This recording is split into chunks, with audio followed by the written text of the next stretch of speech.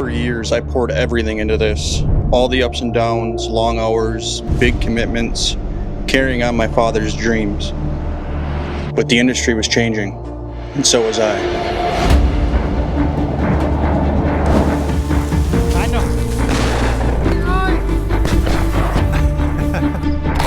You know it's good when the cameraman's fishing. At 30, I walked away, not because it was easy, but because it was necessary. I wasn't meant to just work. I was meant to create, to tell stories, to chase something that set my soul on fire. My own dreams.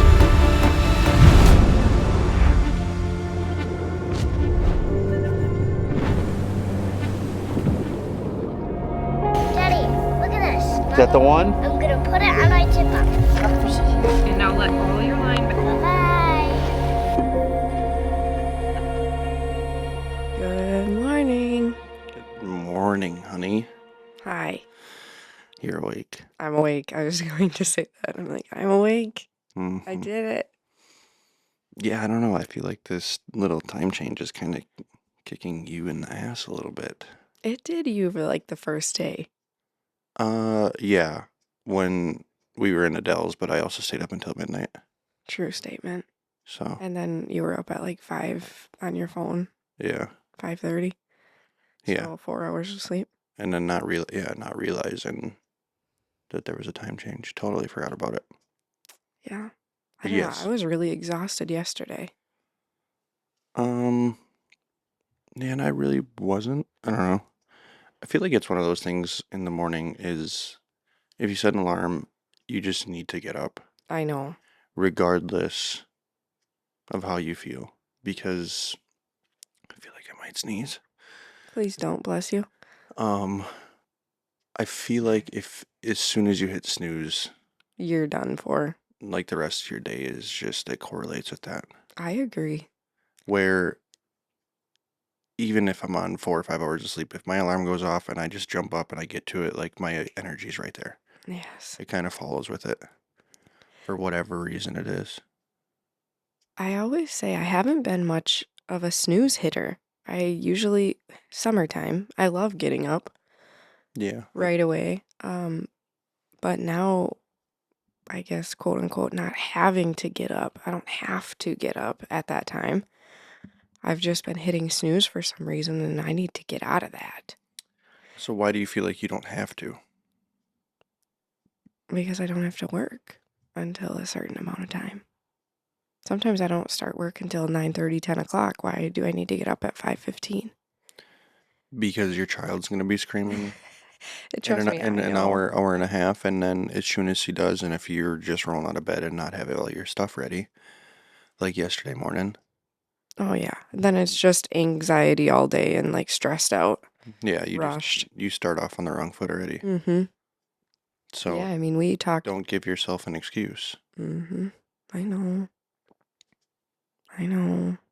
Like you have to get up, but it's either now I think what you want is, do you want to wake up and feel like you have some time to just get yourself together and you can have your coffee and we can sit down and talk, and like you can get your lunch and everything ready. You could have your bag packed. You could be just turnkey ready to go out the door, have Avery's clothes ready. Like we could work together on doing that stuff, but having the opportunity then to just feel like you're already ahead of the game to start the day. Well, for a long time I did that. For a long time we got up no matter what, and I had her clothes out the night before. I mean, A lot of that changed when I quit working in the woods. yeah, because you're home. Well, I'm home, but also, I mean, depending on where I was working, I would take advantage of a little bit of that leeway. But there were times where I was up at 3:30, and I was out of the house. I know, and there were times it was hard for me to go back to sleep, so at 4:30 I'm getting out of bed. Mm-hmm. I mean, well, besides that point, I think there's just, I don't know, also less comfort. Well, yeah, you're- and when it's you're here by- motivating. I'm like, well, Jeremy's already up and gone. I should get up and do this or that, or Mm-hmm. Mm-hmm.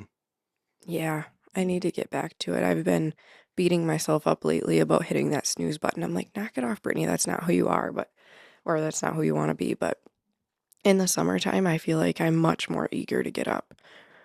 I don't get that nice Yeah, outside time in the morning like I usually do. There were mornings that I was walking around the yard or going for a walk before Avery even woke up. mm-hmm, I miss that. mm-hmm. It's almost back. Well, I mean, it is if you want it to be. I know. There's people that walk and run all winter long. I know. Mm-hmm, mm-hmm. Yeah, I mean, Mark is a good example, our neighbor. Oh my gosh, he is really motivating. Yeah, I mean, it's below zero when he's out walking his dog. Yeah, he's got to be, what, Yeah, 60? he's in his 60s, I would think. Yeah. Maybe. I don't No, think he's. mid I would think he. 60s yet. I would think he is. But yeah, it does not matter. He Well, walks he's that dog retired, so. every morning. Mm-hmm. Mm-hmm. Yeah. Yeah. I don't know. It's one of those things. I think you just need to decide like how you want to, how you hit, just honestly how you want your day to go. How you want to start your day. Mm-hmm. Well, it's not even start your day because I feel like if whatever way you start your day is how your day is gonna go. If you wake up and you're immediately rushed and then all of a sudden it kind of slaps you in the face and you get like yesterday, like you were like borderline angry. I Like, kept it in. and then you came home kind of in the same mood, Mm-hmm. and then it kind of correlated to things that happened throughout the day too. Mm-hmm. And I feel like if you set yourself up for success right away, And it's not go that into you're, the day with a good mind. yeah, and it's not like the day's events are gonna be perfect all the time. No, but I if you, mean, unplanned cancellations and stuff for you, and you're dealing with clientele, and you don't know how everybody's days are going themselves, and it's like, but at least being prepared and in the right mind frame that if something does occur, you can manage it. You can mm-hmm. kind of brush it off. You can not allow, that client that comes in that's also stressed out or had a bad day or something and is wanting to vent and all that stuff for that to dictate your mood, and like you can be in the proper mindset to just have those positive conversations, and like you typically are, like somebody comes in a crappy mood and they want to vent, you've kind of stepped into that person of, hey, why don't you look at it this way, Oh yeah, it's, to where rather than feeding into it like, oh, mm-hmm. I know that just sucks, and like, Oh no. you know what I mean. Yeah. I don't really feed into it. I always try to like get their mind to switch or try to. But that's another thing about having the right clients. Yeah, of course. It And definitely I feel like I've gotten to the point where like most of my clients are pretty upbeat. We can have good conversations. Not that they're not going through things because we do talk about it, but it's in such a different sense. When we're talking about the struggles, it's what can I do to feel better? What can I do to not let that get to me so much or whatever? It's a lot more growth-minded conversations, and I don't have that many clients that aren't. So I do mm-hmm, feel really lucky. mm-hmm. Again, who you surround yourself with really makes a difference. Yeah, I mean, friends, family or not, Yeah, clients. I mean, just the people that you're associating with on a daily basis really Mhm. can dictate. It is hard. I mean, I think hairstylists, nail techs, lash techs, they all get everyone else's stuff on top of their own, and you have to have thick skin to not let that affect your day. Yeah, because I think it's an opportunity for, I mean, those women, and of course, I guess a hairstylist deals with some men, but it's probably a completely different vibe right away. Um, that there's just a moment in time, I mean, probably on average, an hour and a half, 2 hours or something to just kind of disconnect. And, it's an opportunity also that a woman's talking to a woman, and, Mm-hmm. those conversations typically go different. And obviously don't want to sit there in silence. And if you don't know the person that well, Yeah. like what do you talk about? And I think in today's society, it typically tends to go in one direction where people want to kind of complain a little bit, or, it's, I don't know. I feel like it's something that we can take pride in, of being a little bit more upbeat and positive first. Yeah. A lot of people get sucked in and dragged down into things that, I've come a long way. really don't matter at the end of the day. Mm-mm. And it is what it is. Well, And again, like we talked about, in the previous episode, of just controlling what you can control. And if it's grasping and taking care of your mindset and your emotional well-being, and and you can probably attribute a lot of that to therapy and, Mhm. also diagnosing, the people that unfortunately shouldn't really be in your life, at a certain degree. Mm-mm. So, Yeah, and where you need to separate yourself and kind of put up that mental wall to like, okay, I'm not gonna let this affect me. This isn't something that's gonna be important to me. And another thing that makes me think about that is like, is it gonna matter in 5 minutes? Is it gonna matter in 5 days? Is it gonna matter in 5 years? mm-hmm, Like, how is this gonna affect me, or is it something that I can just let go of? mm-hmm, mm-hmm, Controlling what you can control is that's kind of how I look at it from time to time. mm-hmm. Yeah, yeah, yeah, and there's generally speaking on a daily basis, like the list of something like that is pretty short, Mm-hmm. you know, um, which is good. I mean, there's people out there that it seems like, and it also depending on how they want to take it and receive it and stuff, it seems like everything affects every step of who they are. Mm-hmm. But Yeah, that kind of takes me into like stress management conversations. mm-hmm, Like when things are something that you should worry about. mm-hmm, I think for a long time, you relied heavily on the gym. yeah, but we talked a little bit about that I too know, and I kind of previously, want and to it's dive into that again. um The gym didn't take it away, you just blew off steam. It didn't address the issues.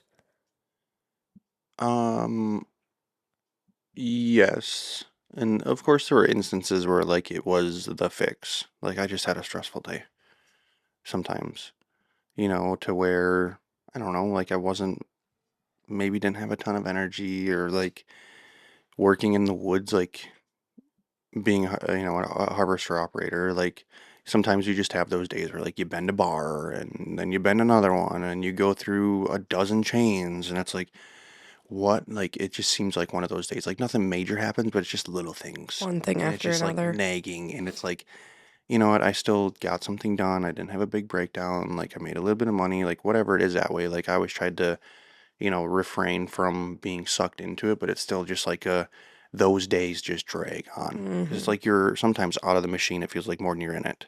When it's literally not not the fact of it. But so like those days where it was like just super helpful to go into the gym and clear my mind, be focused, kind of recenter, you know, kick my ass a little bit, and then I feel like walking out of there like, okay, that's okay. But then, of course, there's those times where, if I keep it centered in the woods, I guess, you get them phone calls of, got to cut production or your rates are dropping or, we got to change this or we got to change that or, those things that, like you said, are now like, okay, how long is this going to impact me? Yeah. And immediately, like in my mindset of, okay, like what can I do to one, either cut some expenses or, make more money. And generally it was, I need to make more money Need to work because more. it's really hard to cut Well, expenses, you you know. can't work more when they're telling you to work less. Yeah, yeah, of course. But it's like trying to navigate that. And it's just like, and that's how it was at the end there is like, I don't have any options. Like I can't work anymore. Mm-mm. I'm literally working too much the way it is, which is crazy Yeah. because I'm producing too much wood. And then it's, the next line there was like basically telling my operator of like the same thing, like we can't. Well, then they start looking for another job and stuff that way, and it's like I don't blame them. They got a family to provide for, and then it just turns into I'm running two pieces of equipment full time, Yeah. practically 7 days a week, and it's just like I can't do this, Yeah. you know. So, for the listeners that aren't familiar at all with the logging industry, can you explain that a little bit more? Because I already feel like I want to explain that. So, you didn't have a boss telling you to stop. Can you explain like Well, the ladder of I was a subcontractor. Um, I'm gonna try to keep it as short as I can. I had my own business. I was self-employed. Like I was had your own machines? fully mechanized. So I mean, there was literally like maybe a handful of times where I actually like physically ran a chainsaw to do much of anything at work. It was all with equipment. Mm-hmm. Very high end, very fortunate to be put in a position where, like I ran state-of-the-art equipment. Mm-hmm. Um, I mean, both pieces of equipment at the time were 1.5 million Mm-hmm. sitting on a job, plus tools and everything that way, like vehicles and everything. I mean, it was probably 1.75 million at any given time, sitting on a job that I was responsible for, payments, insurance, everything that way. But then, Well, yeah, and nowadays it's, you're pushing 2 million for the same equipment. Like I literally just ran Michael's and it went really well, but like almost the same machine, a few less options, but it had the newest and updated head on it, so it's a little bit fancier that way in a sense. But he paid more money for that than what I did for mine 2 years ago, 2.5 years ago. And I had every bell and whistle. yeah. So like I literally had, I had like the cab suspension frame on it basically, and that was like a $40,000 option or something. Yeah. And he didn't have that, and he really had to negotiate with them to get the price down. Like they finally threw a set of tracks in, and they finally made some adjustments and did some things for him. But like, And is that what makes it a little more comfortable to ride in? yeah. So that's the direction I went because I was switching from, I guess, the people who do work in the woods and kind of understand equipment. I originally the first one I purchased on my own was the Scorpion, which kind of, if you envision what a scorpion is, you kind of have that tail that sticks over its head, and that's kind of how, I mean, that machine kind of works. But the nice thing that way was the cab on it leveled in every single direction, so super comfortable to run. The visibility was amazing, but then obviously you had a small cab, so like it was hard for you to come with Mm-hmm. me and have other people ride stuff ride, so it was more so centered around a singular operator to where like when I first started and then inevitably switched back to the Ergo platform, it's got the big cab. And through the years, they've had some different cab leveling options, but never on an eight-wheel platform.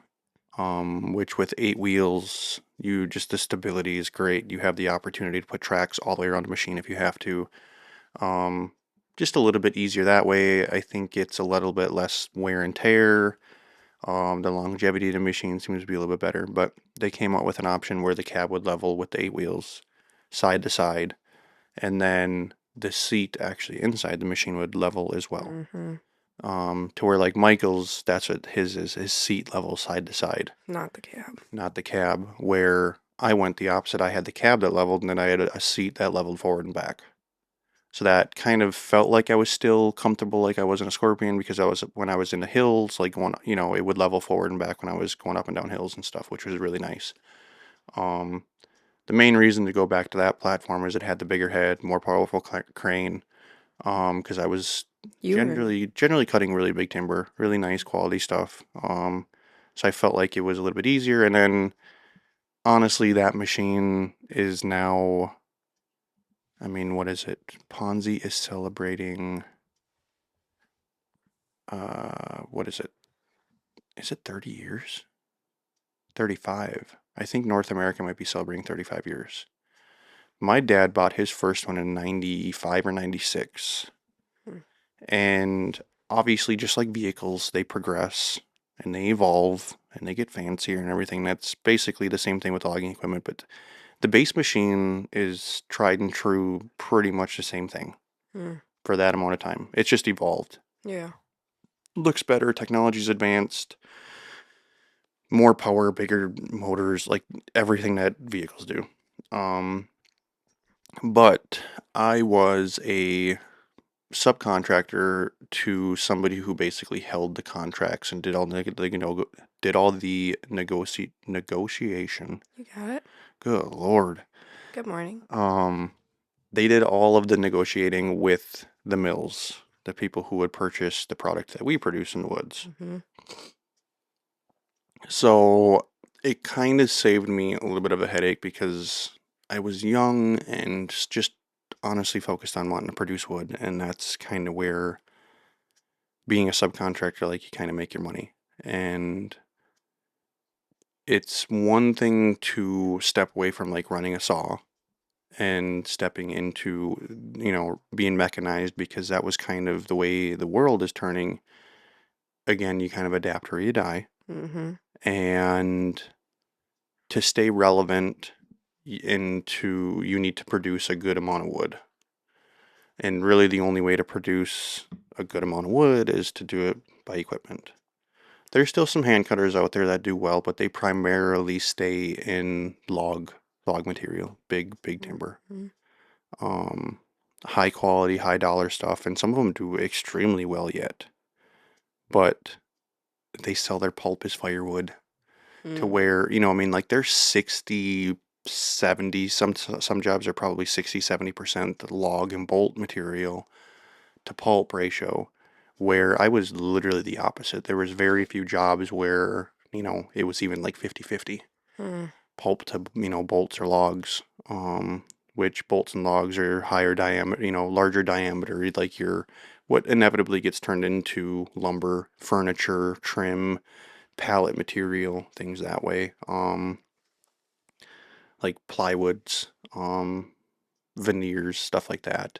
And then pulp obviously gets sent off to a paper mill, Mm-hmm. which gets turned into how many different raw materials. And honestly, a lot of our mills now locally that we do still have really just make processed pulp, which then gets offloaded and shipped to another mill that actually makes the product, whether it be like tissue paper or actual paper. Hmm. To where like in years past, like we had International Paper and stuff up in Quinnipiac, Verso, and now it's Belarus, and it always switches hands, which is chaotic. But they used to make like the coated and glossy paper for like Mm. National Geographic and like Playboy magazine and stuff. Gotcha.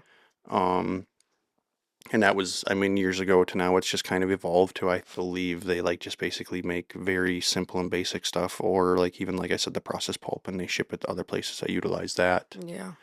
Um, but yeah, I mean, I just typically worked for a guy that did all of that, Mm-hmm. which what I thought kind of relieved the stress. Right. But then that's a very hard thing. When you're self-employed, you kind of want to just you do it to work for yourself. Yeah. To have that control, to have that freedom in a sense, but then to be able to build a business and to grow and to, you're not really beholden to somebody else. And no matter what, within the logging industry, you're always beholden to somebody up above you. Mm-hmm. You could have all of the contracts, you could have all the equipment to build your own roads, you could have, really good banking institution in your back pocket to be able to utilize too, because around here we cut so much national forest. And when a timber sale is put up, it's out on bids, and it goes just like anything else. You throw your bids at it, and it goes to the highest one, and that's who gets it. But then you're responsible for the majority of the time, unless if it's already established, which is quite rare, putting all the road systems in. Mm. Um, then obviously producing the wood, putting it on the road, trucking it to the mills, getting paid, paying the government, paying everybody else, paying, you know what I mean? So like there's so much. But even if you do have a bigger company and you have everything, you're doing everything, which is where inevitably I wanted to get. Mm-hmm. You're still beholden to seriously a phone call from a wood buyer who's then working for, even more people above him, that, hey, we're cutting rates. Yeah. Hey, we're putting you on quota. Here's what you get a month. You get to bring in 15 loads this month, You 20 can loads this only, month. yeah. And that's what it turned into working with Chris of like he's getting phone calls and he's been at it his entire life working in the woods. Well, and then the mills are relying on someone above them that Well, they're needs the their they're beholden to the market. right. They're beholden to the economy. They're Mm-hmm. to whatever the demand is. Yeah. I think that's And what I was trying to get you to explain was I think COVID was a huge factor, as it was with many things, but when you cut off the supply chain mm, and you're forcing everybody to stay home, kids stayed home from school, hospitals cut way back, like unless if it was a severe emergency, you know what I mean? Like the staffing and everything was cut back. Like you can just go down the line, restaurants to, many, just like you think of like Walmart and your local stores too, like everybody was shut down. So they quit printing paper, magazines quit being pushed out, Mm-hmm. everything went digitally, and then like you even go into schools and to hospitals and stuff now and everybody's just running around with an iPad, Mm-hmm. you know, Yeah, paper is which really going away. I understand, I get it. It's making things a little bit more convenient. Like you can put it into Everything's a more tablet and then it's immediately offloaded and everybody can see it at any given point rather than like putting it on paper, bringing it to some secretary or, Mm-hmm. administrative staff and they got to put it in the computer and there's just like, there's no more of that. Mm-hmm. It's phenomenal. Technology's advanced and everything that way, but like the demand for a lot of that quit. People weren't building homes, Mm-hmm. you know. There was a period there with the beginning of COVID where like,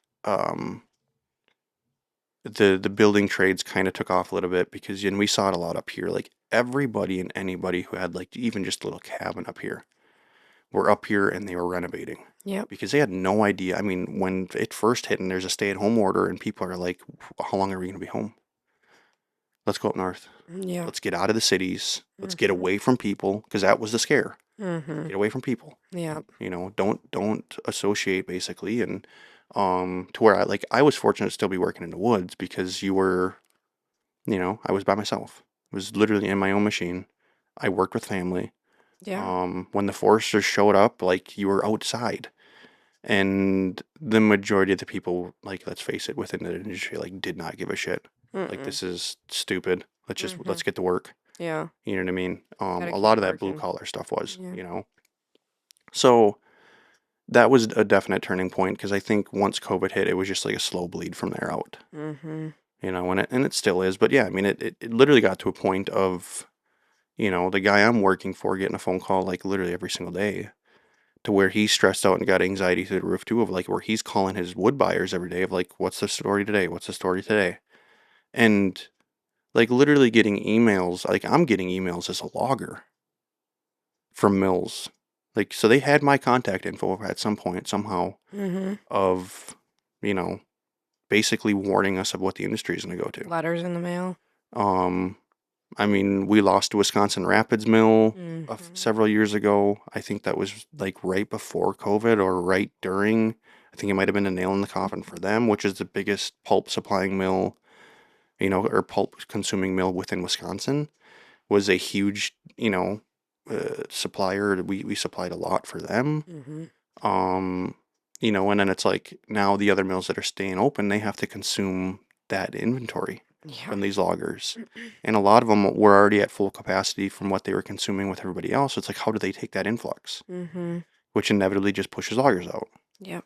Um, so I mean, unfortunately, it's just turning into a business locally that like you need to be extremely well established. You need to be very well off, turnkey, have multiple sets of equipment, have your own log trucks, be able to do everything so that you're just relevant and that these mills will even entertain a conversation with you to prioritize you. Mm-hmm. That when things start to dwindle, that at least there's a little bit of a security blanket there that they're going to give you a pretty well backed contract that no matter what, they're going to take wood from you. Mm-hmm. And there were contracts like out there, several years ago, but then like literally there's all of a sudden a change of administration, there's a change. Mm-hmm. Oh, all of a sudden we get a letter in the mail that, Verso is selling out to this new company. Contracts get cut. Just like that, Mm-hmm. you know what I mean? And it's just like, so there was no security. And I don't even know if there is anymore yet. I don't know. I'm sure there's some big companies out there. There's a few locally that, I mean, 5, 6, 7, 8 sets of equipment, all their own log trucks, everything, Yeah. big multi-million dollar operations with, dozens of employees that I think they'll do okay. And they can continue to be, but they have leverage. They have equipment that's paid off. They have But man, for a while, like everybody was in the woods. There were so many little mm-hmm, businesses, and mm-hmm, now, I mean, it's very few and far in between. mm-hmm, Like, mm-hmm, there's been so many people that have gotten out of it. mm-hmm, We were just at the Where were we headed? We were headed to Nashville, and you saw Chris down here at the mill, and we stopped and talked to him, and he said it's not any better. Yeah, he kind of, Like which, reassured you that you did the mhm. right thing. Yeah, and it was just, again, having these big lofty goals of, like I said earlier, wanting to have one of those big businesses. Mm-hmm. That, that's the direction I was really going with things. And I mean, at one point, literally had the money sitting in the bank I know. for a log truck. And What would that have looked like, you know? I mean, at the time, it was like the right decision because I was only a few years into it, and that was always the struggle. I, I you don't know, have enough trucks. I can't get trucks in so here. it's just you ever evolve within business and kind of adapting and overcoming adversity and stuff, and went from just having my own harvester with one of my brothers, purchased a forwarder and was working behind me, and working with family is just tough. And I'll just leave it there. I wish it would have worked out because who knows where we would have been. We had such an amazing opportunity, I felt, with three brothers working in the woods, and it was hard. Mm-hmm. I think everyone And can understand that. it got to a point of I needed to grow and step into a little bit more to where I purchased my own forwarder then. Mm-hmm. And I was only a couple of years into it. Um, Yeah, that and happened then rather quickly. it turned into now I'm producing so much wood and it's just constantly sitting at the road. And with who I was working for at the time, I was only getting paid for with whatever got moved. Whatever was trucked. Yeah. So you didn't get a paycheck until it was gone. Which with the majority of my career, I mean, that's it too. So I mean, I'm just a subcontractor working for somebody else, but that wood still needed to get to the mill. Mm-hmm. The guy I was working for needed to get paid in order for me to get paid. Yep. And so there was just this constant wait. And typically it was relatively quick. Like Mm-hmm.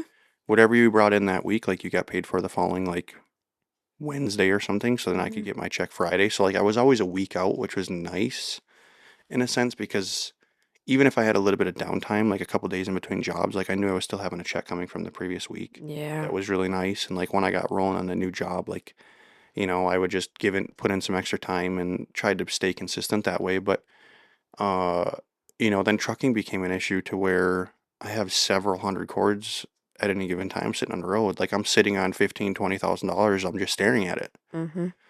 and waiting on trucks and making phone calls. And then it's like, okay, now I'm adding that stress to my plate of where are the trucks? And I'm working back in the woods, cutting to where my forwarder operator, he's the one running back and forth and seeing what's going on in the landing and helping the trucks out. And if they Mm-hmm. have issues and sorting, making sure the wood's put up nice and all that stuff. So he's seeing what's going on there. And, you know, I don't want, didn't necessarily want it to feel too much for them. So, I mean, but then it got to a point of like everybody's just stressed out because I'm calling, Jaden or whoever was skidding for me of like, any trucks today? Nope. I'm running out of room. And it's just like, and then I'm making phone calls. Mm-hmm. I'm calling who I'm working for of like, hey, I need trucks. Like we're Yeah. literally out of room or like I haven't made any money this week. Yeah, and those trucks You are know. on different jobs trying to clean up other things and And of course, because everybody wants and being a truck driver, I can kind of sympathize in a little bit. But it's also like you guys made an obligation and a commitment to me. Like let's stick with it here. mm-hmm. Otherwise, like I'm gonna have to start looking for other trucks too myself. And I was down that road too of like just personally reaching out and like, hey, you know, You can haul anything for me. yeah. And being a trucker, I mean, you're just on the road and they don't want a deadhead. So like to come get a load from me and let's say they're running all the way back down to Wisconsin Rapids, like they would try to find a load down there, then to bring them back north Mm-hmm. so that they're loaded all the time. Oh Because that's yeah. how they're making money. Mm-hmm. To where like Wisconsin Rapids is 4 hours to the south of us. And if I'm working even another 45 minutes, hour away from here, like they might have a 5 hour run. And then, so for them to run up in the morning, because there was at times like we had truckers that were like out of Wausau basically, so kind of in the middle, but so they had a 2.5 hour run up to me, grab a load, 4 hours back down. Like they're 7 hours, 8 hours into their day and have only ran one load. That's, yeah. You know, and now for them to turn around and run 4 hours back to the job to load up and then like get back home, like they're 15 hours in deep into the day and they've only hauled one load. It's Now, crazy. sure, they're preloaded for the next morning. They can dump that off early, run up by me, grab a load, and like, okay, they got 2 loads that day. But it's just like they're not making a ton of money then. Mm-mm. So they try to find a load down, you know, by the Rapids area or somewhere close there within an hour or 2 hours from there so that they could Yeah. run a load back to like Tomahawk or Prioritize to, their time, yeah. you know, to Wausau when there was mills there. I think there's only one left. So I get it, and especially them, a lot of the truckers are business owners themselves, you know, self-employed. They just own the truck and, Mm-hmm. you know, and we had a couple trucking outfits that helped and that's when like we moved a ton of wood um because I could just call up the owner of the Mm-hmm. company and be like, hey, you know, here's the deal, here's what we need, and like typically it went really well. um but I mean it just again it got to a point of it just I was just trying to control the bleeding Yeah. like anywhere I turned, you know, and it's like at that kind of a scale, and honestly I was low scale. Like I wasn't a big company. Mm-mm. I mean, sure, for my age and my accomplishments and stuff, like great, phenomenal. Like I can pat myself on the back with some of the things I was able to do and with it and the time that I was in it. But I mean, like all of a sudden, you can I make my payments, pay the bills, fuel bills, employees, travel expenses for myself, all of our personal bills, you know, vehicle payments, house payment, all that stuff, and go from where like making decent money, honestly, at, you know, trying to be between that $10,000 and $15,000 a week Mm-hmm. to 3,500, 4,000. Like, what do you do? Yeah. Like and even looking back at it then, like I had a $8,000 a month payment on my harvester to where, you know, at that 4,000 mark, you know what I mean? How do you, yeah. Like half of it's going to a payment. I'm gonna have, and this is like in to where, you know, I got 2 to 3,000 for fuel, and I have whatever it was, 1,600 or something for insurance. Then if I'm paying an employee, and that's even if he sticks it out, Mm-hmm. you know, at $6, $7 a quart, I'm paying my guys to keep them happy and keep them around. So even at 100, you know, so there's still a few $1,000s a month, Mm-hmm. you know, and then everything that we have, Yeah. another few thousand a month. Yeah. Like I'm going backwards. Talking about this again is like, honestly, I kind of feel it in my stomach a little bit. I'm just like, ugh, that's so, And it so was just stressful. And I'm so thankful that, well, it was just the mentality of working in the woods. Like it's a roller coaster. It goes up and down. It's just like the stock market. It's up and down. It's up and down. And like you just need to kind of weather the storms when it hits a low, and it'll eventually get better. And when it gets better, like it always gets better than it was last time. And it's just like the same old story. And then it like I feel myself in it, and I've went through those ups and downs really quick, and was very fortunate to be in positions to where when like I've been through cycles multiple times prior to me getting out of it where I was seeing people selling equipment and getting out of it. And I feel bad because it's like I'm doing really well right now. Even though I'm not doing as good as I was a year ago, but like I'm still making money. mm-hmm, I'm weathering that storm, and I'm like, I'm gonna fucking do this. I can do it. Mm-hmm. You know what I mean? Yeah. And knowing that if you can get to the bad times, fine. And if you're making a little bit of money In the bad times. in the bad times, like, oh, I'm gonna make a killing when it's great. I'm gonna make an absolute Mhm. killing. That's when I can grow my business. That's when we can start doing a little bit more. That's like, you know what I mean? And you know, it got to a point of, you know, you're relying on credit cards, and you know, you're paying your fuel bills with credit cards, and like I'm using a credit card every day to put fuel in my truck, and like, you know, trying to see what kind of bills I can put on a credit card. And it's just like, okay, when the tide turns, like I'm gonna have a few months here where the majority of my money's gotta go pay credit cards off, but like done it once before, I'll do it again. It's not a big Mhm. deal. But then like literally week by week by week, it was getting worse. Yeah. Sometimes day by day. Yeah, the stress that this. And it got to a point of I owned my folder outright, and I'm just like, basically found a guy that would come skid behind me. And I'm like, folders are easy to buy, easy to maintain. I could get another used one down the road. Let's just, I think, in order to weather this storm, like I need to sell my folder. And because I feel like I could sell it quick, I'm outright on it. I could get that money and at least stay afloat, pay off some debt and stuff. And then unfortunately, I ended up like I had to purchase my last harvester, like I had to put some collateral down at those large sums of money.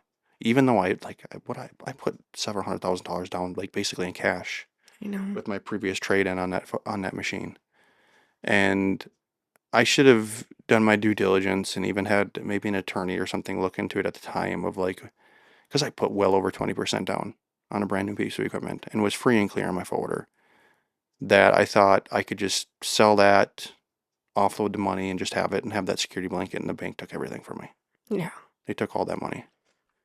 Honestly, And that's like where our lives changed. hmm It's really hard to talk about because it's just like, shit, that could have been so helpful. And that's what we thought it was going to be. well, that was the plan. Like I put it To up for pay I off put it up. this and pay off that. And then it's like, Mhm. actually, you don't get anything. I put Have up fun. which was honestly shitty to the point like I had such a great relationship with that bank starting out. They did so much for me, and then there were so many different change of hands.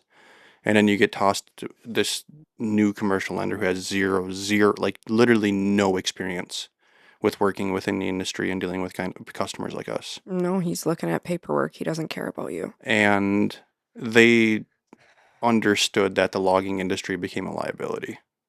Oh, yeah. And whatever we can do to liquidate those kind of customers because they're not doing us any good and we're only going to be like, you know what I mean, stories of people walking into the same institution that I was at of people throwing their equipment keys on a desk and saying they're done. Come get my equipment. So I can get that, but also like when you're in business, it's yes, in an ideal world, like you're just using your own assets and your own income and everything to just continue to grow and you're not reliant on anybody. Um, because then you're just building equity, you're just building and everything that way. But it's like when you're talking, you know, $1 million for a piece of equipment nowadays Mm-hmm. and working in the woods, like nobody's got that kind of money just laying around. Mm-mm. You know, so you're reliant on being able to have a good relationship with some banking institutions to help out. And that's why you have people like that in your corner so that when dire times hit, like, you know, you have some help. And you did for a long time until things changed hands. Mhm. Honestly, until Jake went to Mhm. forward, right? Mhm. So then yeah, it was just all of a sudden it slapped me in the face of, you know, basically like in a sense it was like, okay, I just cut my fuel consumption in half, I cut my insurance in half, I cut my payment down a little bit. Well, I didn't cut my payment down at all because it was just only on the harvester. But like my expenses got cut. No longer paying an employee. I don't have, you know, the unemployment insurance and, you know, I can take people off of my insurance that way. Like, so I was like, okay, I think I could probably do okay here. And it still never got any better. Mm-mm. I mean, so eventually it just got to a point of I just got to get out of it. Mm-hmm. Um, and the Saturday before Christmas 2 years ago, Isn't that crazy? I weird coincidence working literally like Your a machine. quarter mile down from the guy's house that decided to purchase it, called me up and said, "Hey, is your harvester still for sale?" And I said, "Yep." They're like, "We'd like to come take a look at it." I'm like, "Lucky for you, you could walk to it if you want." So come take a look at it. They came and took a look at it on like a Monday or Tuesday, and by Friday I had the money. Literally drove it to the guy's, parked it in his driveway. Um, and that was kind of that. And then here I am, just immediately. I mean, throughout the course of selling my folder and then ended up selling the harvester was a period of like 3 months in between. I think it was September my folder went, and then it would have been December. So like and I worked in between a little bit. I just cut some wood, and had some other guys skid for me a few jobs, and um, was actually working a little bit when I ended up selling it. Um, which probably upset some people because I was like halfway through a job and I'm like, I got a guy that wants to buy my folder, like my harvester, like I have to. I'm Mm-hmm. sorry, but like I have to. Mm-hmm. Um, to where like I was working and I was making a little bit of money and stuff, but it was just you get that kind of an offer, like because I couldn't even imagine trying to get out of it now. Like it'd be damn near impossible. Um, because it's gotten worse. I mean, Bessie closed their doors and like these other mills that are shutting down and they're canceling these big investments that were supposed to go into the mills to produce more. Like it just, anyways, Yeah, I mean, it's just completely transformed our lives. yeah, and there's still stresses from it, Yeah. um, because we're completely trying to adapt to a completely different lifestyle, financially. Well, yeah, and you got slapped with insane capital gains. Yeah, I mean, the government comes in and wants to take whatever. If it wasn't for the write-offs and everything, like I think they wanted like $80,000. I would have had like hardly anything left after selling off everything, because of all the debt that I had like sitting there. I mean, the few bills and, you know, parts bill with Ponzi and, catching up on credit cards and doing all that kind of stuff. And it's like, okay, we got a little bit of a security blanket. We can step into what we're doing next. We'll be fine. And then tax season comes around and hey, we want our money now too. And it's like, okay, I get it, whatever. But then like, especially nowadays, you pay attention at all to the news and you see where our tax money's going. It's like, oh, nice, you know. Yeah. Um, but I don't know. And I mean, like you just were starting to say, completely switching how you live your life and how you manage money and truly needing to sit down and like budget the dollars now. Before, I mean, thankfully to you, if we had something to pay, you'd just work a Saturday and we'd be okay. Yeah, I mean, But yeah. now, I mean, we don't have that quote unquote luxury. Um, Like if yeah. I want to work a Saturday, I'm lucky to make $500 and that's great, but it's just completely, I mean, I'm sure you guys listening can feel like going from that type of income to a completely different career now is difficult. Mm-hmm. Yeah, I mean, we literally have the grand scheme of things, like a $20,000 duck dog sitting out there, and it was, basically paying cash, you know.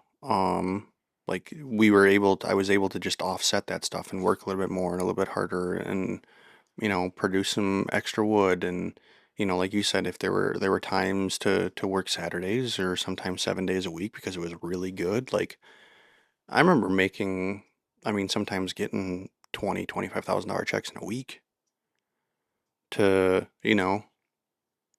that's my, like completely honestly, like what I needed to make it. And that was just the pressure of it and not realizing it at the time too, of just the stress and pressure of it. But like what I need to make a month then, or like what my goal of a month then is like realistically, like if I could do that in a year now, like we'd be really comfortable. Yeah.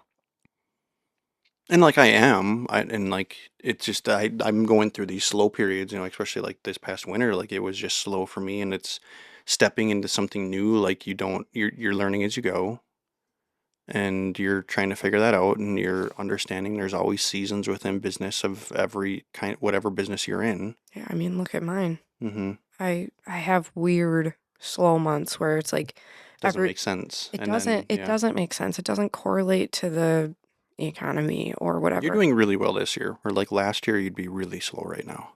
Yeah, I had a really short period of slow. Mm-hmm. It was like 3 weeks where I was like, "Oh crap." Like I And that was had kind of during, I I think, that had Christmas. I 5 think or people were just kind of after Christmas. people are cutting That's expenses to usually catch what up. happens is they want them for Christmas and then they've spent all their money on Christmas and then they want to take a break. Mm-hmm. But then usually January and February are like the super slow months, which they were slower, but I think I've gotten such consistent loyal clients now that they're not taking a break.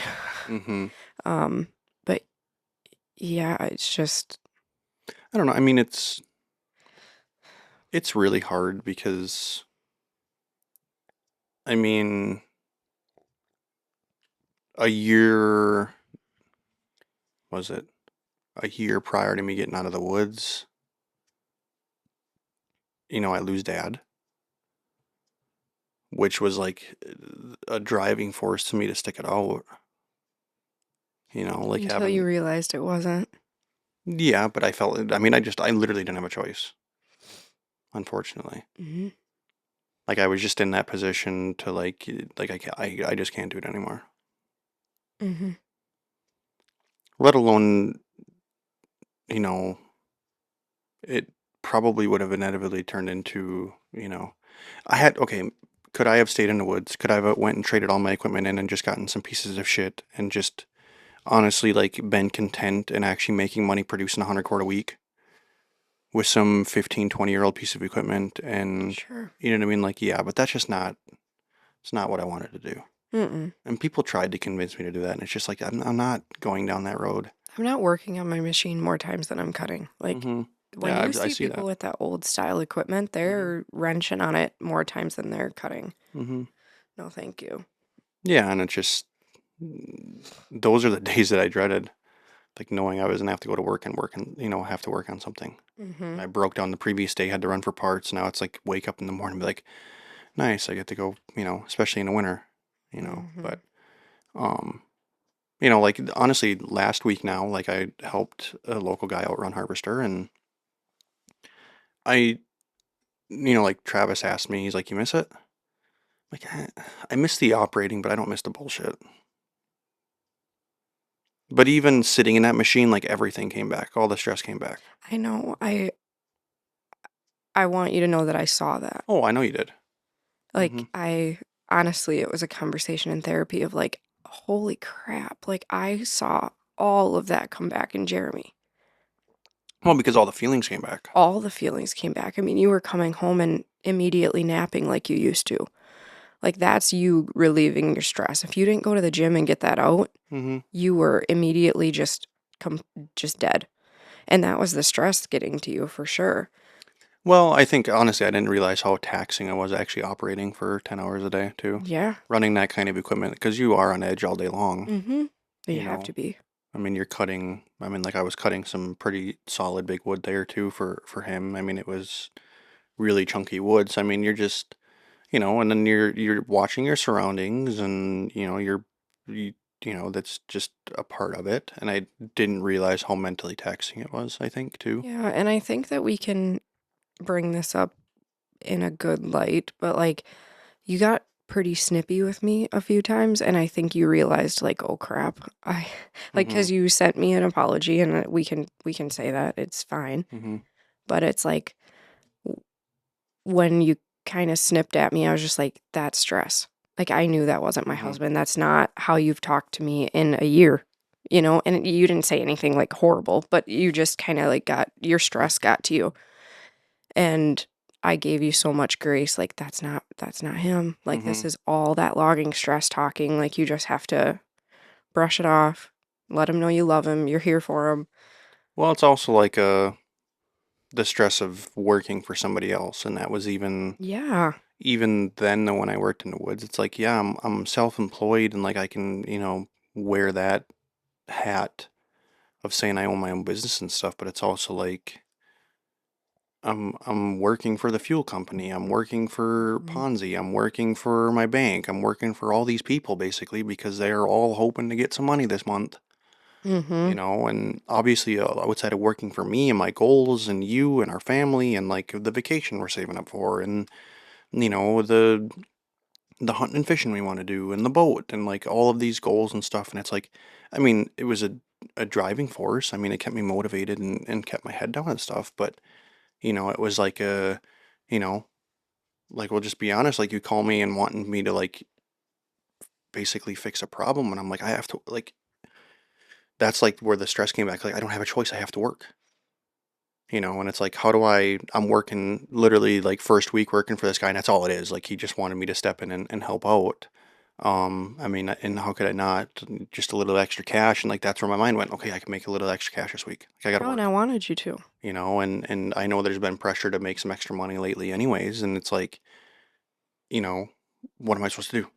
And I You think know? that stress, you you took what I was like saying or wanting to come across in a very stressful way. You're like, wait a minute, I have to work. What are you talking about? Like, I Mhm. can't help you. And previously to that logging stress, like I could just have that conversation with you and it was really easy flowing and you're just like, we'll figure it out. Well, because Like whatever we need to do, we need to do. I would have just took Avery. I would have went and got her. And yeah, um yeah, I wasn't asking you to not work. I was just wanting to talk through it with you. You're my person and I always just kind of want to sort my thoughts out loud to you and that's all it really was. I don't even think I wasn't asking you to solve a problem. I just wanted to like get all of my thoughts out and like organize what I needed to do and how it was going to work and you've just always been my person for that.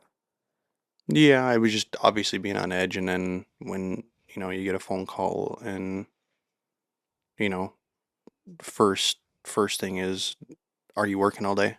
It's like, So that's the stress talking. mhm. Your reaction that way is definitely the stress talking because normally it would be like, "Yeah, what's up?" It would have just been a like quick answer and I'd be like, "Okay, so Yeah, but here's what I'm going through." in that moment, it's like, basically, okay, you're asking me to not work. You're But asking me to take that's time off. that's the stress talking because I wasn't And asking it's that. like, how do I call him and tell him, hey, I gotta go, and No, no. then leave this job unfinished when there's pressure to get it done? And, No. you know, That's not what it was at all. I just like I said I wanted to talk through it with you and the problem was my mom watches Avery on Fridays. My sister and her daughter live with my mom hmm and Brexley had pink eye. So I was like in a panic to like how is my mom supposed to watch Avery if Avery can't go to my mom's and me and Jeremy both have to work and my mom has a doctor's appointment and what are we going to do? And it all worked out. Avery was very happy to go to mom's appointment and then she got to come by work at my work, hmm which Avery absolutely loves and everyone loves her. and So you it were worked out just fine, but done super early I anyways. was done a lot earlier. I got done really quick. So it was, we can kind of wrap that up, but I think stress gets to everybody in different ways. But it's really it puts like a big shadow over how you hear things, how you take things, how hmm you look at things. Like Oh, it if definitely if you have impacts. anxiety and stress, it's for sure going to impact. I mean, I was going to say your mind, but also the people around you. You have to find a way to hmm I mean, we can all work better on that when we're stressed and not letting it get to the Yeah, but then it's something we've obviously struggled with, of knowing that you're a team, Mhm. because I feel more like a team now with this new career that you're in. yeah, because I think you're more open. We're both more open. Um, I didn't want to make it sound like I was pointing a finger or anything, but before, I didn't, because there were such severe consequences and severe investments, like everything in the woods is severe, that I didn't want to try to come home and put any extra stress on anybody else, because I knew the pressure and everything that I was dealing with on my own. And knowing, and then you obviously felt that because it created a distance, and Mhm. then it just obviously created a ton of marital issues, and um that knowing, you being able to recognize that and understand that and have those conversations, and like be willing to be open to have those conversations, because for a long period it was you not realizing what it was either, and or for whatever reason, but then thinking it was you, thinking it was personal because I wasn't talking, or I was kind of distant. Or when we did talk, I mean, you were real snippy or upset or stressed or, hmm you know, I think that we both kind of put the wall up in our marriage because one, you didn't want to stress me out. You didn't want to talk about it because you knew it was going to stress me out. I was stressed out because you weren't talking to me about it. And when you did talk about it, it was this big thing.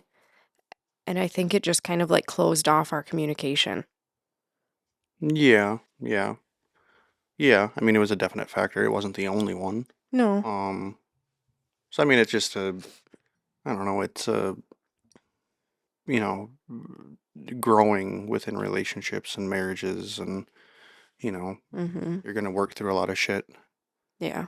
I think that's something that people underestimate or don't really comprehend, you know, especially you add in a couple businesses on top of, a kid, and then, you have business issues which then translate to marriage issues, and then like everything just kind of compounds, and it's not understanding, in the moment, and especially being young and stuff, you kind of look at all that and it's like, this isn't what I signed up for.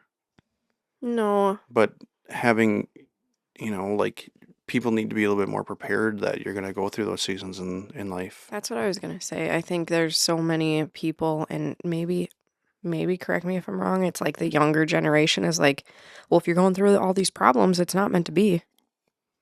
But I think the people that can go through the problems and come out on the other side are the ones that are like truly meant to be together. Yeah. Not that it's easy. Oh gosh, no. I never said that. Mm-hmm. There's nothing easy about it. Mm-hmm. But trying to navigate those seasons, and, like, what's the ultimate goal of it, Mm-hmm. and Looking at, how far we've come is really important for both of us to do. it's obviously still hard though. Yeah. I think to me, it boils down to the willingness to change and to grow. That's what I mean. Yeah. Because if there wasn't, even me with my stress and the way I manage things, like if I didn't get to a point in my life of holding myself accountable and needing to work and change that, I don't know, I stepped right into what I'm doing now, Mm-hmm.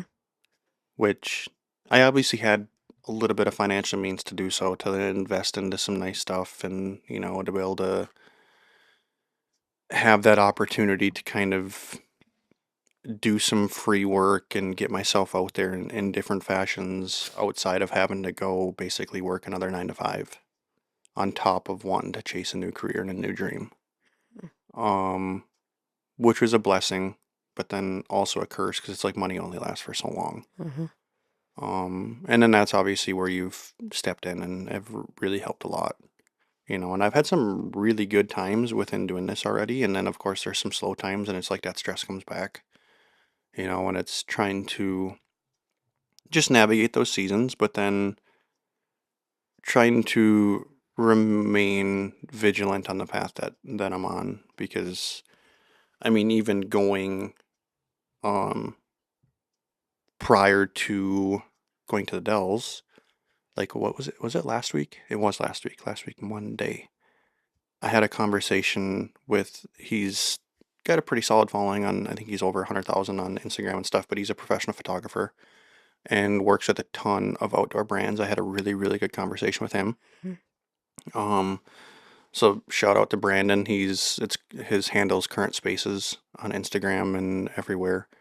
But he's really only been taking photography serious since COVID. Mm. So like the last 4 or so years, and he's like the Benchmade guy. So anybody who's into like EDC, so everyday carry and like knives and stuff, he takes like a ton of stuff for Benchmade, and he's kind of all over. He's just a lot of outdoor focused brands and things that way, which is super cool. So there was a good like crossover there. But hopped on a call with him and just kind of talked about everything and getting some advice, because there's plenty of people out there that I associate with and have a pretty good solid group of buddies who are into photography.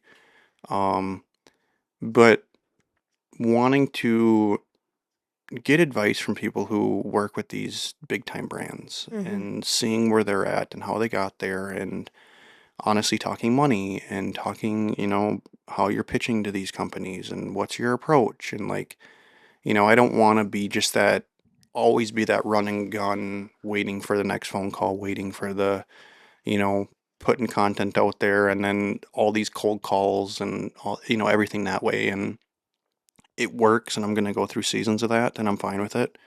You know, especially like dealing with outfitters and stuff. It's just gonna be a lot of phone calls and emails and DMs and, trying to line things up that way. But I think with the direction I would love to go with things and having a conversation like that, like he literally looks at my work and he's like, dude, you need to double your price immediately.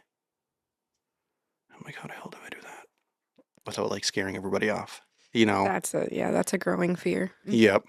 And I get it. Like I've only been a year into it and stuff, but he's just like, your work is phenomenal. He's like, and he like scrolls back and he's like, yeah, like the progression you've had in the last year. He's like, it takes a lot of people like a lot of time to do something like that, It's and gotta it's so feel good. it feels good, especially when you talk to a guy like that and he's the amount of money that he's making in a day for some of these shoots is insane, Yeah, money that people don't you really know. understand. So it's to where, and that's not like that's like huge goals and that's amazing, and definitely want to push to achieve that kind of, end result, but also to honestly just to talk to somebody like that and have that motivation, because you talk to like the people within the community and circle that I'm in, and especially with this kind of freelance run and gun, like I mean technically he's a freelance too, Yeah. you know what I mean. He's just in that niche, and like so like he mainly does photography, but then he'll also hire out when he has to do video stuff. Like he'll hire out a cinematographer Mm-hmm. and talent and stuff that way to do that kind of stuff, and it's just incorporated into his rates Mm-hmm. when he throws his pitch deck and stuff together for these companies. And um but to realize that I could do really well and make a really good living, because I've had people tell me that you're not going to make a good living doing this. You gotta take that And with a grain of salt. yeah, and you know I can understand, because the people who have said that have like literally been on the road for 300 days a year and they don't have a home life, and they're just like, you're working, at that pace, like you're literally working like 5 6 days, like probably 6 days a week Mm-hmm. nonstop. Where I want to get and doing those kind of things, it's to continue to be ambitious and to contact people and throw pitches together and I think that's gonna be a big game changer. just taking a time, like honestly like once a week. And You need to stand out. yeah, because there's not. It's just it's a different ball game. Mm-hmm. I mean, like when I got off that phone, like the first thing I told you was like, there's levels to this, Oh, for sure. and at those kind of scales, and obviously it's gonna take time. Like I don't expect to make that kind of money tomorrow or my next project, or even working for some of these brands, that I know could afford it, doesn't mean I should charge that yet. You know, to where it's going to take some time to continue to build on that. And I've had conversations with people within the space that I'm in now, and I look at the kind of money that they're making. It's like, holy shit. It's like there's even levels, more higher levels than that. Yeah. So, and I get it. I feel like there's kind of a limit to what you can charge within real estate, the outfitter world, doing that kind of stuff. But when you start working with some of these brands, and then like I find out that they already have like a pre-calculated day Big rate. budget. Yeah, yeah. You know what I mean? Like, yeah, a daily budget for marketing, for photography, for video work, for this kind of Yeah, stuff. I And it's mean, like, the guy you talked to said like reach out to this mm-hmm, brand because they're always looking for more stuff. mm-hmm, It's like you would think. I mean, I think you were mm-hmm. guilty of this too. It's like they have somebody. They have Well, of somebody on course. their team, but to realize like, oh, they want multiple people Mm-hmm. on their team, But it's even him, like talking to him, he just goes out of his way and shoots a bunch of stuff for it, which and you've kind of started. and throws it out there at him. Mm-hmm. And Did he put that like in his pitch deck then? yeah, so a lot of it's taking companies, just posting and taking companies, Oh, sure, yeah. and So they see you. and Mm-hmm. hopefully they see it.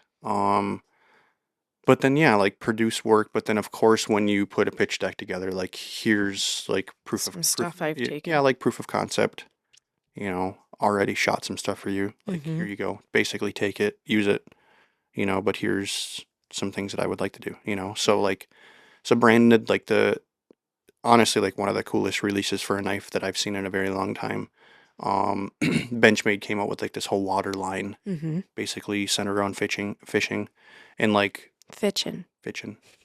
Um, basically hired his own talent, basically got free reins. Mm-hmm. Here's what it's going to cost you guys. Okay, not a problem. You know, and like flew out. I think he said, I think they were doing it like the whole like Prince of Wales thing. So like all the photography stuff is his, and then I think even the video work was like the cinematographer Mm-hmm. that he hired and then hires an editor and stuff like that to do it. Um, and it's just like some of that stuff is so cool, Yeah, you it know, really is. and that's what I've really stepped into loving with doing this is just the experiences too. But then now knowing that like I could also consume an absolutely amazing experience, but then make some really, really good money. Yeah. So this is leading me to keep thinking like, I think people in your space can easily be taken advantage of in the sense of like, It's who you work for. right, that's what I mean. Like certain people are going to try to take care of or take advantage of a camera guy. Well, and here's why. Because it's become so overly saturated. And everybody nowadays wants to be an influencer or a content creator. So all these kids, college kids, you know, no offense, running around with mom and daddy's money, picks up a camera and thinks that they can do it. Mm-hmm. And they'll go work for pennies because then they can say They're that happy to make $200 a day. well, because then they can say they're a content creator. Mm-hmm. And then they're reliant on mom and daddy are paying for all my bills anyways. Well, so $200 a day with no Mhm. expenses. Yep, yep. So you get people out there that know that they can go hire somebody for, you know, a few $100 a day and they're going to get the work that they need done. Mm-hmm. Um, so I think it's establishing your foot within the industry and that, but then building into it, not being content with the work that you do produce and knowing that you can always get better. Mm-hmm. And I think that's perfecting your craft and trying new things and evolving and you don't like you you use what you can afford. Like I've been doing a ton of research lately because I'd love to get a higher end like video focused camera. I've been really itching to feeling like I need to just like I have my R5 and they have a Mark II and I'm like, do I just go with the Mark II? But then like that camera is phenomenal for what it is. And it's like the new one's better, but it's not like twice as good. Right. You know what I mean? It's the same megapixels, like the autofocus is a little bit better. It's got some cooler options, like it's got pre-record, which would be super cool for shooting like wildlife, to where like you can half hold the shutter button and it's constantly building memory. And then, so say like you're focused on some birds and some action happens, it's hard to catch it all the Mm-hmm. time. Like just that moment that you're thinking Yeah. of, to where like you can half hold that shutter button and be focused. And as soon as something happens, you can full press and it'll take like 3 or 4 seconds before you actually full pressed and save those photos too, Oh, wow. which is super nice. The viewfinder's bigger. There's some little things. It records in C-Log too, which would be great, but then it's like I'm not really leveling anything up. Just getting something a little bit better. Right. So, I think I really want to head in a direction and I need to secure some work first and um get that higher end like cinema grade camera Yeah. to level up my video work. I think would be really nice. Especially some of these shoots, like they're all day long kind of a deal, and it'd be better to have that better battery life. My R5, unfortunately, like doing fishing stuff, when you get out in the sun, like it has an overheating issue. Mm. Um, which is kind of synonymous for it. It is what it is. You just mitigate what you can and use an external fan and do some different tricks and things to help with that. But um, so I don't know, just having talks like that, obviously optimistic, because it's like, okay, what else can I do? Like, do I go get my real estate license? Do I, like we have some goals of like wanting to do things kind of personally within real estate of, like Airbnbs and stuff. But it's like, okay, when are we going to be able to kind of check that off and do those kind of things? And it's like, I just need to continue to push and continue to build and be ambitious. And, like I've been doing some really cool product photography lately. Um, but then also trying to find, and I had that conversation with him too, a bit of a lane that I can get creative, but also step outside the box creatively myself for social media. Because it's getting to be a drag to just feel like I need to produce clips. And no offense to a lot of the people within the space, like just producing and putting out like a 10-second clip is just not my lane. I don't, and people do well with that. And like they're known as like the duck guy or the bird guy or like the wildlife guy. And like there's some cool moments to do that kind of stuff. Sure. Um, to where, I don't know, like get a little bit more creative of showing some behind the scenes, like how I actually got that photo. And, like on some of these shoots, do some BTS I stuff or think you're like, going to be targeting a certain audience then. If you're showing how you created that photo, I mean, well, but like, yes, like sure, it's going to appeal to videographers, photographers, creative stuff that way, people who are actually doing the same thing that I am. But I think it'll also carry over into, obviously, I don't want to just do that. I want to be able to take the time and produce some really cool edits and like, you know what I mean? But then also like, I could do like a few days of, I put out the good edit, but then also like here's some behind the scenes of how I captured this shot. mhm. Or like within that edit, here's a really cool little sequence or like a really unique kind of shot. And like, let's Is talk that about it. is that where like a YouTube channel would come more in handy? Like you could post those like how I did it. Okay, sure, but now I'm talking 15, 20-minute videos. Do I have time to sit down and do that right now? Okay. You know what I mean?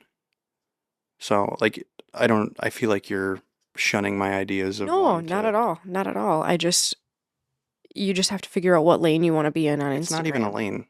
Okay. I just want to be more personable. I want to, how can I set myself apart as like actually showing, because it's like, okay, I could post a bunch of duck pictures, but like, oh, cool, they're cool duck pictures. Like, you know how to run a camera, but does that really portray that I'm wanting to, work with brands? Right. Does that really portray, you know what I mean? So it's like, I need to just be a little bit more creative. Really, like, reels are a thing. I'm a photographer. Why wouldn't I, show that I'm a photographer for hire and like I do this professionally? And also by going that route, I can get creative and showcase some editing and obviously video work. Mm-hmm. So it's kind of a crossover It's of gonna just show what you're everything. doing, yeah. You know what I mean? But then also like some cool like day in the life stuff and like there's Mm-hmm. like I just did that video shoot for Andrew Nash and I filmed some like, behind the scenes, just some self-film stuff. Um, I've put some stuff, it's just like taking the time to put stuff together. Like I filmed stuff in the past of like, you know, I got the day off, come with me kind of a thing. Yeah. Go see what I can find. Mm-hmm. And like getting some cool rollers and like flying the drone, following myself around in my truck and Mm-hmm. doing some cool things that way. It's just like taking the time to put that stuff together, but then honestly just need to like take a day a week, Mm-hmm. you know, and get a little bit more personable, do some talking head stuff and set up a cool little corner maybe downstairs with some good lighting and some good accents and different Yeah. things to, you know, like I want to do some stuff, like I filmed some stuff stepping back into the woods, Mm-hmm. you know, Yeah, I'm looking forward to seeing that. like have some action shots of being out in the woods and, like this used to be my life, Mm-hmm. kind of a thing. Yeah. To, I'd like to be ambitious and honestly like shoot a message to somebody at Ponzi and be like, hey, love to work with you guys. Yeah. There's some cool sentimental value there. I know the equipment, I love the industry. Like, let me tell some stories, Mm-hmm. and I know they have people that do stuff. So I don't know if I would fit in with who they have, if just to fill in every now and then or what, if they'd be seeking any opportunities or not. I don't know, but it doesn't hurt. No. So, but I don't know. It's just to be ambitious and, you know, it, it's been a wild transition to jump from one thing to the next, Mm-hmm. especially when you're talking such drastically different, you know, financials. Yeah, and I think But I also have to stop looking at it that way because like even working in the woods, like everything was so extreme, but like it wasn't that often that I was able to bring home myself personally like a bunch of money. Right. Like yes, I was building an account, but it was just like sitting there for my next breakdown, Yeah, I mean, you know? you don't. It was sitting there knowing that I'm gonna have some time off in the spring. Like sometimes breakup is 2 months long. If we have Mm-hmm. a nasty winter Mm-hmm. and then we're spitting and sputtering through March and we're getting snow every other week and then all of a sudden we're getting some snow in April and it's just like it's never ending. We've had those times too. Mm-hmm. Like I've had times off in the spring where it's like 2 months off. Yeah. Just like great. Like a little bit of time off is nice. Like we'd take our trip to Florida if we had the time and do things that way. But um, I don't know. So it's just like I Well, I said. think your profit can be a lot better in this. Well, it's just my time. Right, I've that's already made the investment. right. Yeah, and I was trying not to say that without saying it. Um, but you don't, quote unquote, have a lot of expenses. Like, you don't have big payments with this career. I have none. Right. I paid for everything. Yeah. So it's your time, your creativity, You know. your mileage, your hotels, whatever it takes. Yeah, but like those are conversations with clients that like you're paying for that. Mm-hmm. And if a client doesn't want to, then, well, I'm sorry, but I'm Hmm. not doing this out of the kindness of my heart, because if I'm only charging you so much per Now, day and then it's $200 per night at the hotel, I'm not making any money. yeah, yeah. And I mean, sure, there's times to do some cheaper work. There's times to do like some quote unquote free It work. just needs to make sense. But yeah, to get your foot in the door. Mm-hmm. You know what I mean? To do some cheaper work. Like I just did some stuff, and I'm like, I'm doing a lot, but I'm probably just going to charge my day rate and hopefully it creates an opening for more work down the road. Mm-hmm. And then when we get to that point, like we're going to have that conversation of here's where my rates are and, where's your budget and where can I meet you Yeah. kind of a thing. But then there's also going to be opportunities and there's going to be times when I approach people on brands and stuff of like, here's my rate. That's what it is. Yeah. You know what I mean? And either they're going to be on board or they're not. Well, And if didn't they're that not, guy, and they're somewhat in the ballpark, it's like, okay, I'll make a little bit of an exception. but But didn't that, is it Brandon, Brandon? Didn't he say like the first person to throw numbers loses, or was that somebody else? yeah, yeah. But That's just the general philosophy within like so you kind of negotiation. have to figure out, like, do you start the conversation with what's your budget and then let them say the first numbers, and then you Hmm. say, well, this is what I charge, so, where can we meet in the middle or whatever. Yeah, But yeah. yeah, I think keeping that in mind is really important. But I mean, it's just goals and being ambitious because like at that kind of a rate, when I get to that point, a couple shoots a month and Mm-hmm. we're good. Yeah. Like literally, like I could work 2-3 days Mm-hmm. in a sense. I mean, obviously editing and things on the back end, but like, you know, so it's just, and there's also kind of a like, what did he say? I mean, with his rate, like it's like between 35 and 50 photos, I think he delivers.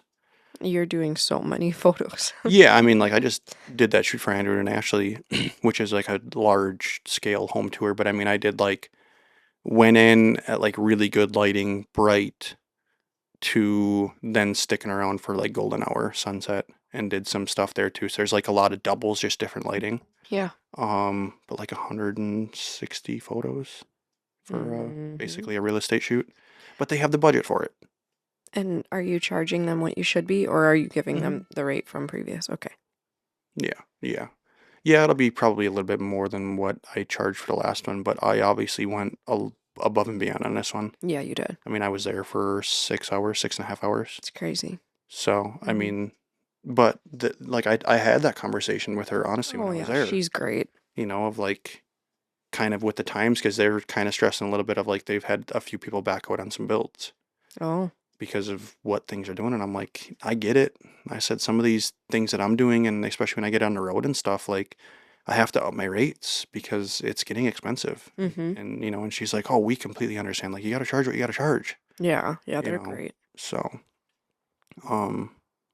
but yeah, it's just I think it's with anything of just to continue to be ambitious and I have some big lofty goals and I need to honestly get back to like even creating a vision board and Yeah. like have it like brand focused of like these are some brands I Yeah. want to work So with. Because and even like some like I'd love to like do something for Yeti. oh, for sure. Or you know what I Of mean? Like course. obviously like we mentioned Benchmade and like I've taken some cool photos for like Montana Knife Company and I know that they've generally sourced their own internal guys. But I mean like But there's they may like your photos. Mhm. They might collaborate with you and I think she's yelling for me now. Daddy. It Yeah. switched. But yeah, I mean I really should like look at some of the brands that we already own and like take some opportunities to like when we're out and about. Mm-hmm. Yep. Dad. Went from daddy to dad. So I think that's our cue because yeah, we're an hour and a half into this one. Oh my It's gosh. our longest episode. Is it? Yeah. Mm, And I boy. pretty much talked the entire time, so I'm sorry if people Well, are bored. the last one was me. I Yeah. was like, people are sick of hearing from Brittany. It's Jeremy's turn. So I know um that we have a fair share of the audience who likes to hear from both of us. yeah, and obviously talking about the woods is kind of a Only new certain people are gonna. yeah. So maybe people just kind of understand just again our paths in lives and where we're headed and stuff. And What we've been through, um where we want to go. I think we should close out by you got some exciting news. I did. Where are you at, brother? You are working with a company Oh, that yeah. you can actually kind of talk about if you would like. Checkmate, Dory. Checkmate. We have partnered with Trika Fishing. Mm-hmm. Well, you. Okay, yes. It sounds a little weird Mm. when I say I. But yeah, I've partnered with Trika Fishing and they were more than generous to send us a bunch of rods, a reel, and then this spring their spinning reels are coming out, so we'll get some of those sent in too. Mm-hmm. Really nice care packages. I love did you call them like wind shirts? They're like a sun shirt. Like a sun shirt, Yeah. long sleeve, Yep. thin for fishing. Those are really, really nice. A couple hats, t-shirts. But I am so excited to work with them. I guess a little bit of a backstory. My cousin Gar used them last year and I loved them. He said he loves them, really light, really sensitive, and that's kind of their selling point is the lightest, most sensitive rod on the Mhm. market. Yeah, they're like They're beautiful. carbon fiber. Yeah, really, really beautiful. They do have an ice line too that they started, which I tried to catch one on last night and I Mm. failed. But it was pretty out there anyway. But yeah, Trika Fishing. We're really excited to see where that can take us and Got some bunch of content we got to do for them, it's and gonna be really fun. I mean, you don't want to be an influencer, so. Hey, I have a change of heart on that Okay. topic. Dory and Sarah and I have talked about that, and I think influencer has had a bad rap for people have taken it the wrong way and done it for the wrong reasons and I'm not going to be the influencer that shoves things down your throat. I think we just had a really good conversation Yeah, about and I actually read a little bit. I think the cool thing that finding a way to be of a influence. Yes, so I want to influence women to be in the outdoors. Mm-hmm. I want to influence moms to bring their kids outdoors. I want to influence, all of the outdoor things. Try things by yourself. Take the boat out by yourself. Like that's what I want to influence people to do. And I think for a long time, influencer was like, here's 19 products you need to use to succeed in the outdoors. And that's not the lane that I'm going to be taking. So it's going to be really fun. But yeah, I do have a change of heart with the influencer term. Influencer, content creator, whatever I want to Mm-hmm. feel like sounds good. Yeah, and that kind of leads into you're gonna have to you need to start to learn cameras.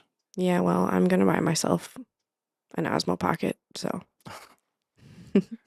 I am. It will be very helpful to have.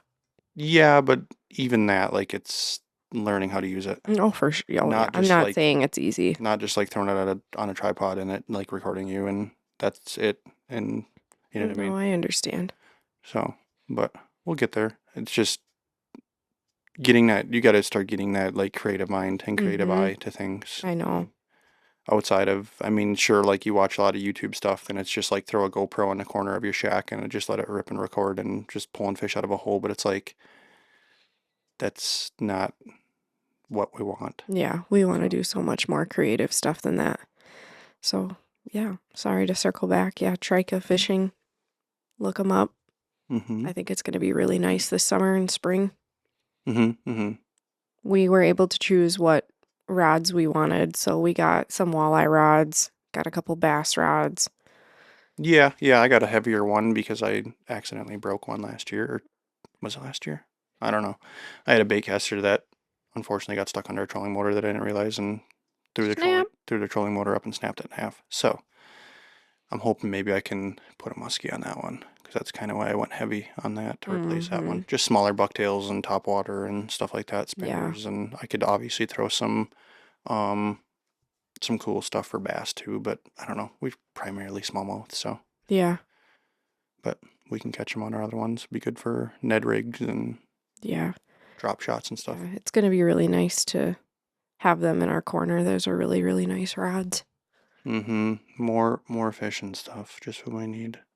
Hey, at this point, you can never have too much. Oh, I know. It's just a storage. I just we said- need a whole nother rod organization area. I know, we really do. We can organize it better. I just sent I don't know if it was a reel or a post to a bunch of my fishing friends, and it was like, I don't know how many lures it takes to be happy, but like 9,642 is not the answer.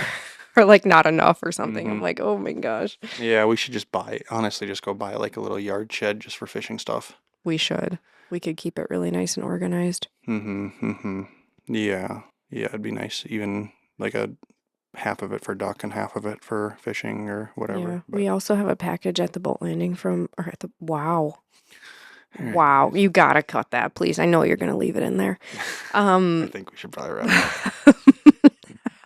We have a package at the post office from Freedom Baits too. So we got that coming. That's right. We signed on. We signed on with them. That's Yeah. right. I don't know. I mean, I'll have to look into the stipulations of what I need to do to kind of meet those requirements, but I don't know.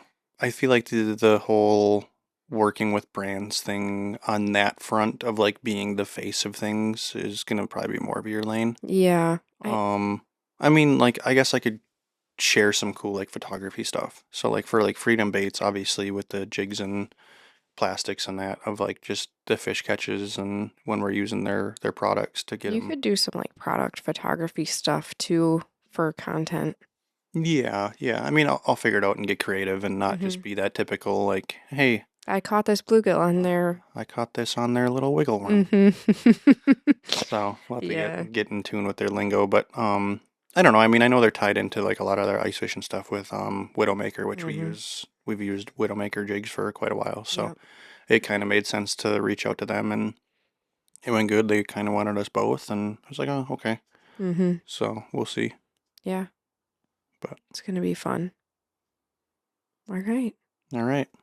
Okay. This is our longest one, and people probably got bored of hearing about me. So. All right. Can we tell if people push fast forward? I'm just kidding. I'll pay attention to the views on this one. When Jeremy got long-winded, everyone stopped watching. I'm just kidding. I'm sure. No, it all ties in. Yeah. Yep. Onward and upward. So. Okay. Cool. Good. 11. Do all the things. 11.